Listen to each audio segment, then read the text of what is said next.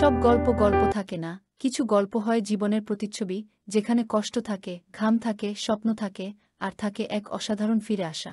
এই ছেলেটির নাম রাসেল, বয়স মাত্র 12, দিনে স্টেশনে জুতো পালিশ করে যা রোজগার হয় তাতে পরিবারের খাবার চলে, আর রাতে সে পড়ে বাতির নিচে বসে ফুটপাতেই। আম্মা বলে পড়লে মানুষ হওয়া যায়।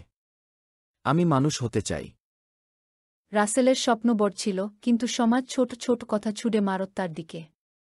তবু সে হার মানেনি। দিনভর কাজ করে রাতে নিজে নিজে পড়ত, অনেক সময় খালি পেটে। এসএসসি পরীক্ষায় প্রথম বিভাগ পেল রাসেল, কিন্তু কলেজের ফি জোগাড় করতে আবার ছুটে গেল রিকশা চালাতে। এভাবেই এক একটা ধাপ পেরিয়ে সে পৌঁছে গেল বিশ্ববিদ্যালয়ে।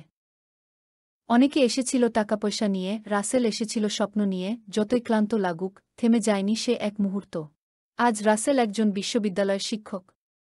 যে জুতো পালিশ করত স্টেশনে, সে এখন ছাত্রদের ভবিষ্যৎ গড়ে দিচ্ছে। জীবনে কোনো কিছুই ছোট না। ছোট কাজ, বড় স্বপ্ন, এই দুটোর সম্মিলনেই তৈরি হয় সাফল্য। আপনাকে কেউ থামাতে পারবে না, যদি আপনি নিজেকে থামাতে না দেন। স্বপ্ন দেখুন এবং লড়ে যান।